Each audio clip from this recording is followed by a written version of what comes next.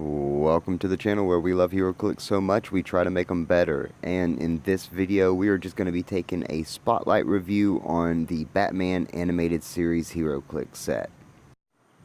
Now, the first thing we want to go over is this trait, Gotham Crime Boss. It is on about 5 of the characters at least in the set, and it's not where it's only going to be one character can use it on your turn, so multiple people can use this.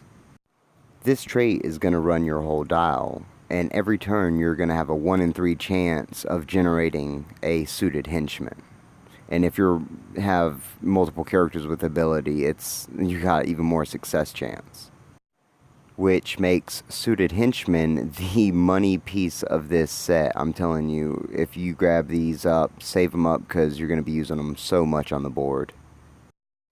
And the next spotlight is number 26, Scarecrow, which is one of my favorite in this set, actually. I really love how they set up this dial. Now, this lets him not just generate more smoke, but in 2 separate areas on the field, which can be really important for his abilities. Then for a free action, you can put an immobile token on somebody. Oh, yes please. And the Nightmare ability, that's letting you put Battle Fury as a free action on one of these people that's in your smoke, and that is great for shutting down those ranged attackers. So if we're going to talk about this set, we're obviously going to have to talk about Justice League Unlimited, which is by far one of the best animated series. I grew up to Justice League Unlimited. It's a part of my childhood. Let me put up a pic of the roster. Now, this is all the characters in Justice League Unlimited, and if you watched it, you know who each of these characters are by name, just because they're so memorable in the show, even in the small amount of time they had to get to you. There's so many good characters in the show that it actually should have been a Justice League Unlimited set of HeroClix. So, how does WizKids bring this show to the board? Well, they decided to pick the 5 most popular characters that they've already made sculpts of a million times and give them all the same trait, which is nothing more than a basic remove token. So, the show that I loved, and all the characters that I loved, Vigilante, Atom Smasher, they're reduced down to nothing more than a old trait. But on the upside, that John Stewart Green Lantern Power Ring ability, it's actually really nice. That's the one thing that came out great in all the Justice League Unlimited. And look, I'm not trying to nitpick, but I feel like HeroClix is just scraping the bottom of the barrel when they do characters. What is this? I loved Batman the Animated Series. I love that episode, but you don't make a HeroClix figurine out of a episode of a show. That's ridiculous. This Bane is really nice, but of course it's going to be a number 50.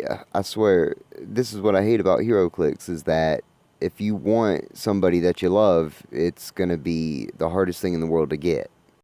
Just please, please, please make a Bane that I don't have to buy 2 bricks worth to get a chance to get it. And they finally made another Clayface. I loved Clayface. Oh, never mind. He's a number 56. I'll never get him in a set. Finally, a Zatanna sculpt again. Oh, it's a 61, and her magic power ability is garbage. It does something with bat. What is this? Why would you put a bat-based Zatanna?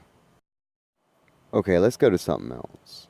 The Trouble Alert special trait in the primes. Look, this is something that is really, really cute and amazing.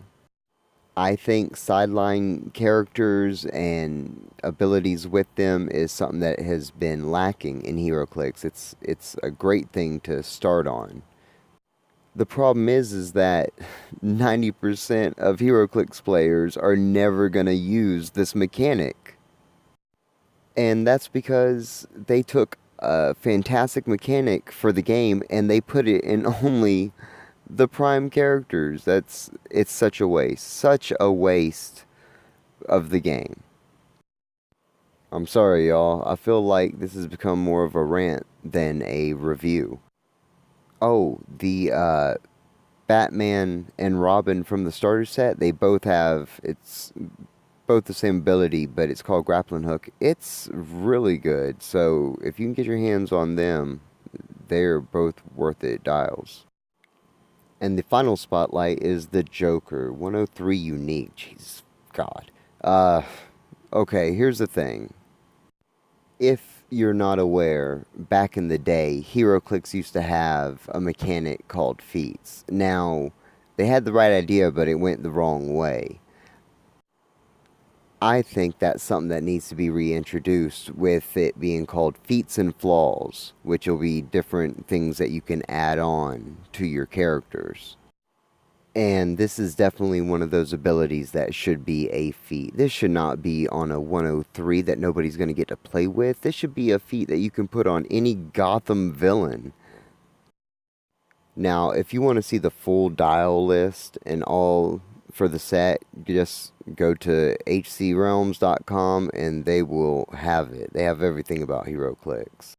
And I also want to give a shout to Vamrock on his comment about Dark Claw Bandwagon. Man, he is so right. This is a set that should have long ago been made by HeroClix. Look at the amalgams. A plethora of HeroClix dials that they could be making. Well, that is it for my Spotlight review. Look, I may have ranted a bunch, but at the end of the day, I will be the first to tell you that I love HeroClix. So no matter how bad a set they do, I will be there playing. As usual, if you like the video, hit like. If you want to talk about it more, put it in the comments. And as usual, if HeroClix is ever listening, I'm always for hire. Peace.